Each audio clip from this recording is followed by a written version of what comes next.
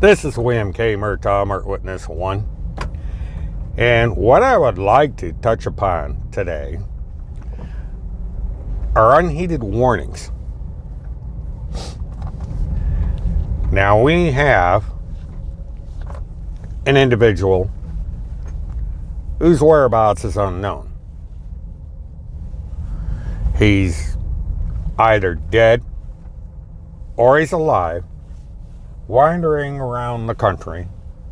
Nobody knows where he is, and he could be doing who knows what. Now, there are many like this idiot wandering around the country. This particular person brings up concerns because of his prior conduct. Things he has said, things he has done, things he has claimed. He remains an unanswered question. Because is this man a reclusive idiot, or, as some believe, a dangerous screwball? Dangerous idiot, dangerous screwball, whatever you want to call him. Because of his actions. This man claims to be third in line to the President of the United States. And it has been said that the person who is between him and the President of the United States is someone who claims to be the reincarnated son of a former president. And not much is known about this particular individual, but there are some things coming out that would indicate that this may be another dangerous screwball. Now, people have been warning about this former resident of the state of Minnesota for years. They have warned about his threats. They have warned about some of the erratic things he has done. And they have warned that unless something is done about this man's erratic behavior, something serious that could endanger life and property may occur down the road, caused either directly or indirectly because of this individual. Now, a lesson should be learned from the Christmas bombing. The guy who is alleged or apparently has been found to have caused the bombing was an elusive idiot. He was a recluse. He hated cops. He had concerns about 5G technology, about the government using 5G to spy on you and other things. A thing very much echoed by the conspiracy nut from Minnesota. The conspiracy nut from Minnesota actually went to a construction site where a 5G tower was being built. As I mentioned in my prior presentations, this happened around the time where there was a lot of talk about 5G technology. People were burning these towers, destroying them, making threats against employees who were installing 5G transponders and so forth. And so the similarities are strikingly there. That this individual from Nashville and this individual from Minnesota were espousing the same baseless conspiracy theories, as were the group of people around the conspiracy theorist. There's all kinds of conspiracy theories that are being talked about by these individuals, and there are ordinary citizens that are the targets of these reclusive idiots. People who are not guilty of anything other than trying to function in life, earn a living, tend to their families, and would prefer to be left alone. Something that these reclusive idiots seem incapable of doing. And now we have someone who has made it clear in the past that he is armed, running around the country, that is, if he's still alive, doing who knows what, plotting who knows what, and plotting with who, we don't know.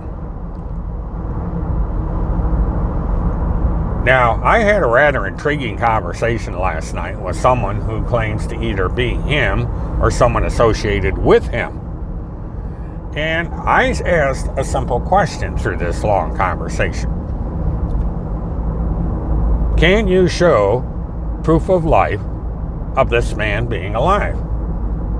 And the conversation abruptly ended at that point, because the one subject that seems to be off limits is proving that the man is still alive. That the man who has been out of sight and off the internet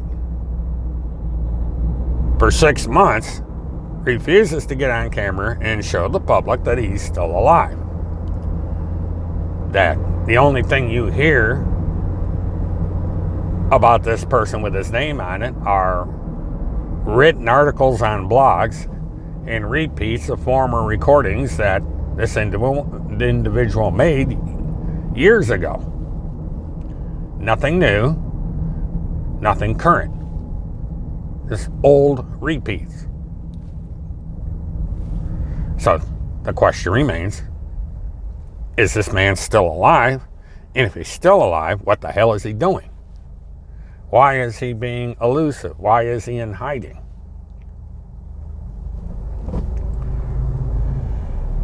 And if you go back and you look at what this man was doing prior to his disappearance, he was stalking cell towers. He was talking about the dangerous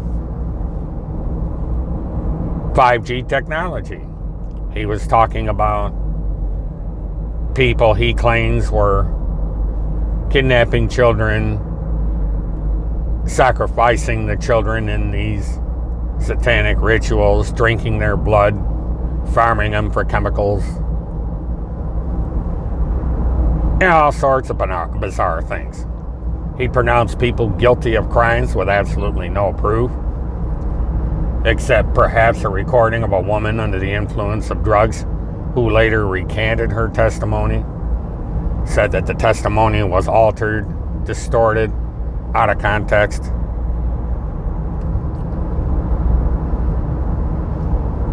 And who simply made things up out of thin air and continues to make things up out of thin air and keeps putting people's safety and health at risk every day with his rantings.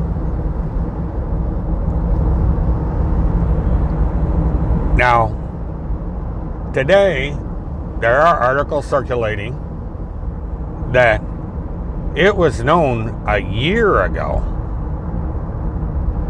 that the RV bomber was making explosives. It's been known for a long time that this individual had outlandish opinions about 5G technology, and that he had been a cop hater for quite a long time. And there was not so much as a recording made of the fact that this man was a possible person of interest, that he should be on the radar, that local, state, and federal law enforcement should have had a file on this guy tucked away in case something like the Nashville bombing happened, so that they could immediately go through the files and find someone who had some kind of beef with society in one form or another that went to an extreme dangerous level.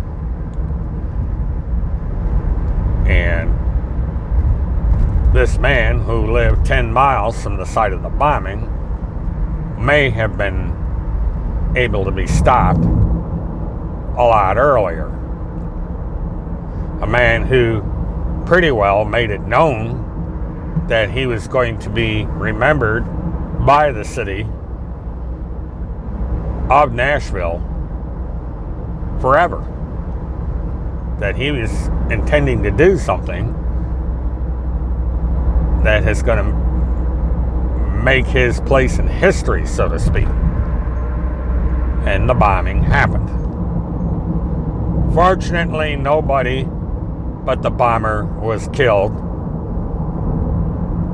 But a lot of damage was done to property. A lot of damage was done to the lives of people.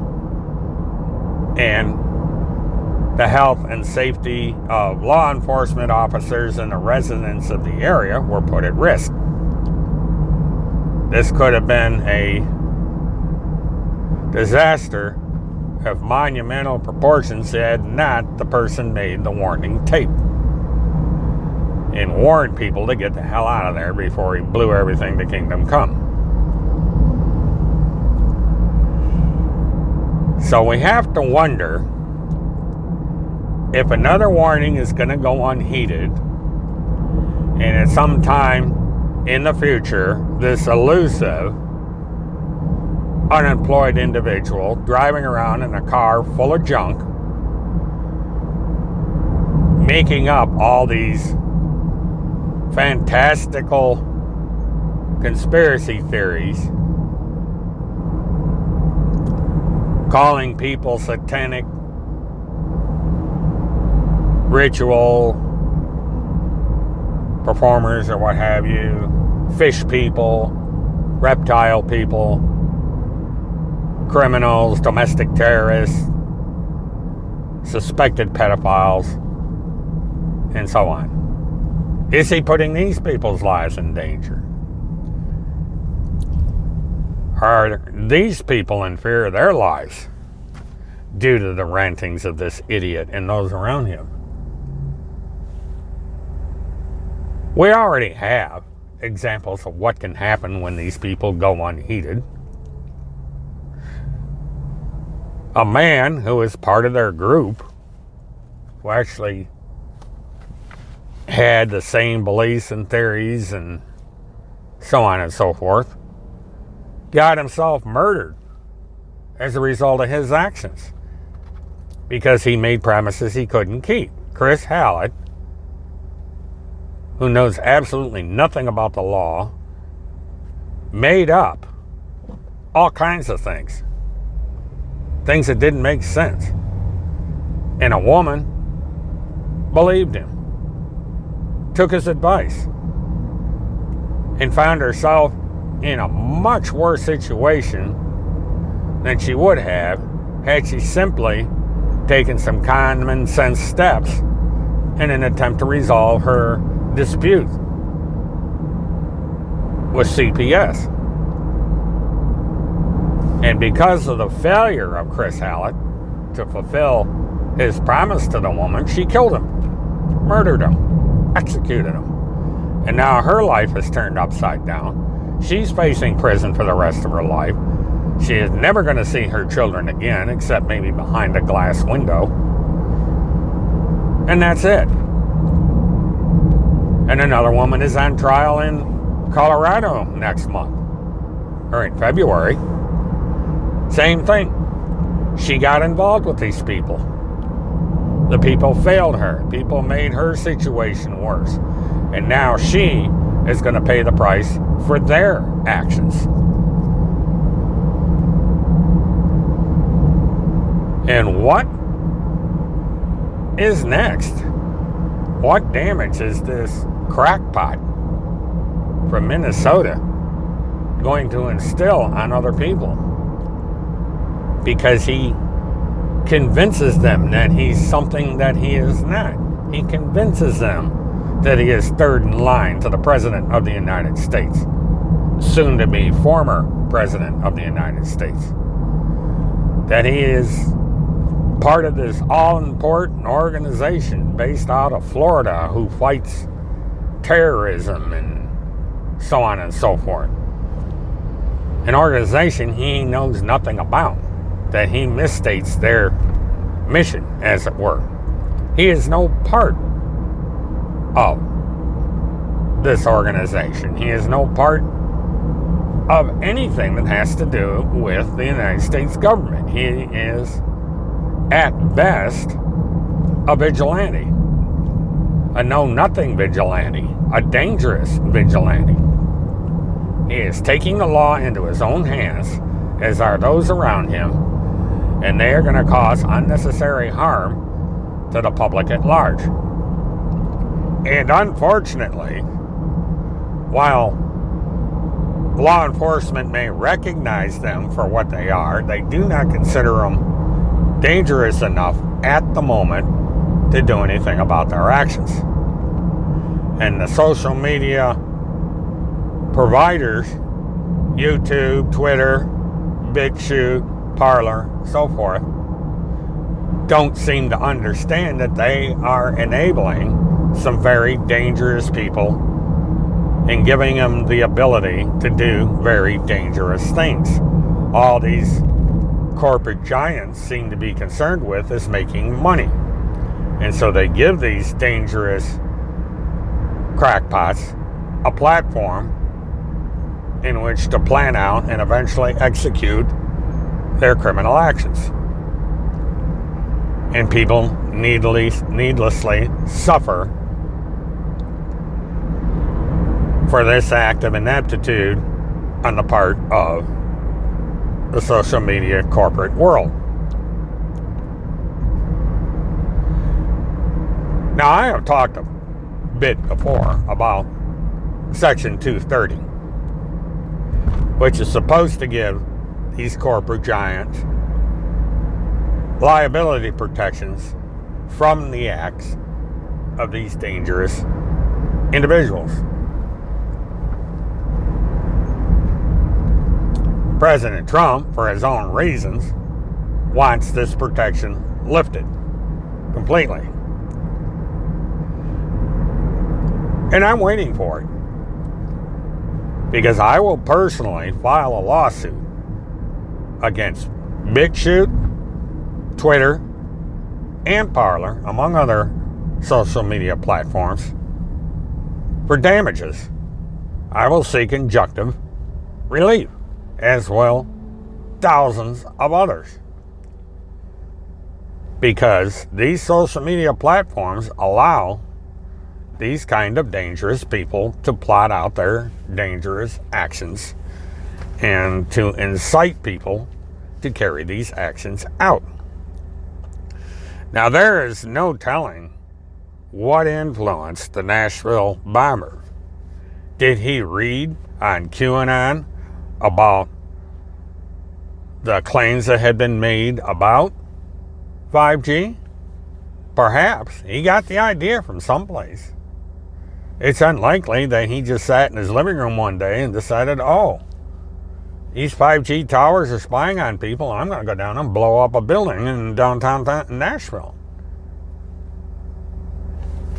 No, he read QAnon stuff more than likely, or some other stuff, where these conspiracy nuts were running around saying that 5G was this great evil, that it was responsible for COVID, that it was a method of spying on us, and all sorts of weird theories from these crackpots. And it turned this elusive nut into a dangerous crackpot. A dangerous crackpot that went out and spent a year experimenting with bombs, loading up his RV to the brim with enough explosives to destroy a 1 mile length or more of downtown Nashville, Tennessee, and to damage a highly fortified transmission center belonging to AT&T.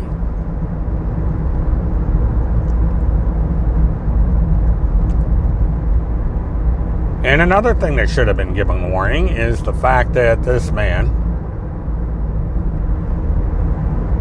had threatened violence before that. He had guns in the house, and that the woman he was living with wanted the guns out of the house. And she called the police. And this is how the accusation that he was making bombs in his RV came about. And it was a man's own lawyer who went to the police. And the lawyer recognized that his client was in such bad shape that he had no choice but to go to the authorities. That happens to be part of the oath he takes when he's a lawyer. So he did what he was supposed to do.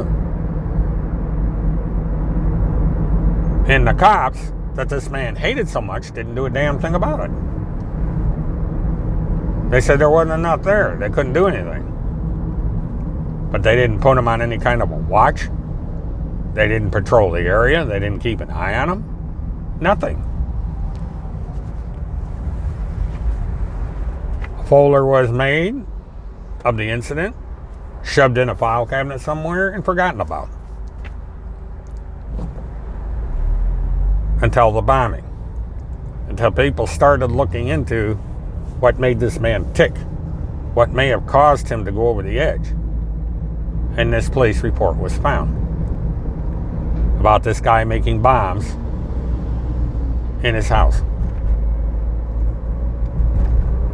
And that he started making statements, giving things away, houses of all things, and cars, leaving cryptic notes about something in the basement or behind plywood or other mysterious clues to be given to those who are going to survive him.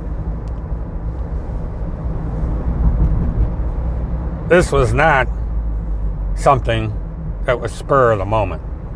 This is something that had been planned for a long, long time, months, perhaps years, that this man was going to kill himself in a spectacular fashion. He was going to blow himself up in downtown Nashville. Just another reclusive screwball. And then we go back to this elusive screwball. Either dead and forgotten, or alive, but mysteriously off the grid. Mysteriously going who knows where, doing who knows what, planning who knows what. Will this man from Minnesota turn up someplace to do something where history will remember him forever? That people will know his name, speak of his name, because he did something so spectacular that the public had to pay attention. Something just as spectacular, if not more than spectacular, than a man blowing himself up inside an RV in downtown Nashville, Tennessee. Or will the warnings about this man finally be heeded, this time, by those who are capable of doing something to prevent what may be another RV bombing type incident? Time will tell. We're going to have to stay tuned and see. In the meantime, this is William K. Murtaugh, Murt Witness 1. Happy New Year. See you next year. And see you next mobile time. William K. Murtaugh, Murt Witness 1. To all of you, have a good one.